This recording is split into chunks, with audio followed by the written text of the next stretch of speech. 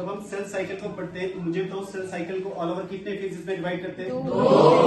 और कौन सा? इंटरफेज और आप मुझे बताओ इंटरफेस को किस नाम से जानते हैं? एक और फेज।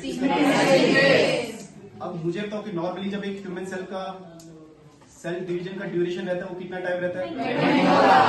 24 आवर्स। और 24 आवर्स में मुझे बताओ जो इंटरफेस देता है वो कितना टाइम लेता है? 23 आवर्स। और आप मुझे बताओ कि इंटरफेस में फर्दर कौन कौन से फेजेस होते हैं? अब इसमें भी सबसे लॉन्गेस्ट फेज कौन सा होता है? और सबसे शॉर्टेस्ट कौन सा होता है? यानी कि जब सेल मान के चलो G1 से S से और G2 से क्रॉस करके आए तो फिर कौन से वाले फेज में जाएगा?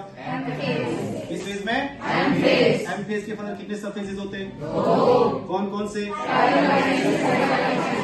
काइरोकाइनेसिस और तो मुझे बताओ कि काइरोकाइनेसिस का मतलब क्या होता है? और साइटोकाइनेसिस का मतलब क्या होता है? अब मुझे काइरोकाइनेसिस के फर्दर कितने सब फेजेस है? पहला कौन सा है? दूसरा कौन सा है? तीसरा कौन सा है? चौथा कौन सा है? टीलोफेज। और टीलोफेज के बाद क्या होगा? मुझे तो काइरोकाइनेसिस में सबसे शॉर्टेस्ट फेज कौन सा होता है? सबसे लॉन्गेस्ट कौन सा होता है? अच्छा, एक जितने जैसे हमने आपको G1 फेज के बारे में कल की क्लास में डिस्कस किया था, आज हमने S फेज और G2 के बारे में पढ़ा। किसके बारे में? अब मैं आपसे पूछूंगा कि बताओ S फेज का सबसे मेन इवेंट क्या होता है? Replication of DNA. अगर मैं आपसे पूछूं कि सपोज मान के चलो आपके सेल में 2n = 10 है, यानी कि 10 क्रोमोसोम्स है और अमाउंट ऑफ 2C है, तो मुझे बताओ S फेज के बाद इसका क्या चेंज आएगा? यानी कि 2n = कितना रहेगा? 10 ही रहेगा। और अमाउंट ऑफ डीएनए कितना रहेगा? 4C। इसका मतलब कहने का मतलब क्रोमोसोम नंबर क्या रहे? सेम। अमाउंट ऑफ डीएनए क्या हुआ? अमाउंट ऑफ डीएनए क्या हुआ? डबल। एक तो रेप्लिकेशन ऑफ डीएनए हुआ।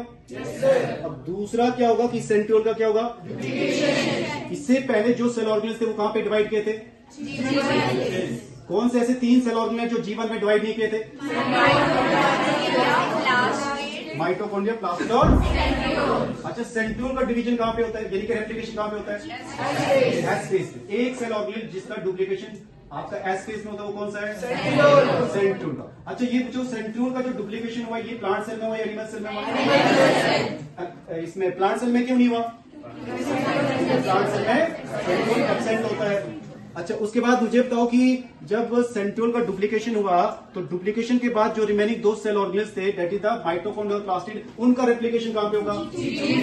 G2 फेज में। अब मुझे बताओ कि ऑल ओवर इंटरफेज, जैसे हम बता रहे हैं कि इंटरफेज में सेल डिवाइड नहीं करता, तो बताओ जब सेल डिवाइड नहीं करा तो क्या सेल मेटाबॉलिकली एक्टिव होगा या इनएक्टिव होगा? सेल इंटरफेज में मेटाबॉलिक होगा, एक्टिव होगा। लेकिन सेल की एक्चुअल डिवीजन कहां पे होती है? M फेज में। और M फेज में सेल का जो सबसे पहला फेज होगा वो कौन सा होगा? प्रोफेज के बाद metaphase, then anaphase, then telophase. ये तो टीलोफेज को किस नाम से जानते हैं? Reverse prophase. क्यों इसको रिवर्स प्रोफेज के नाम से जानेंगे?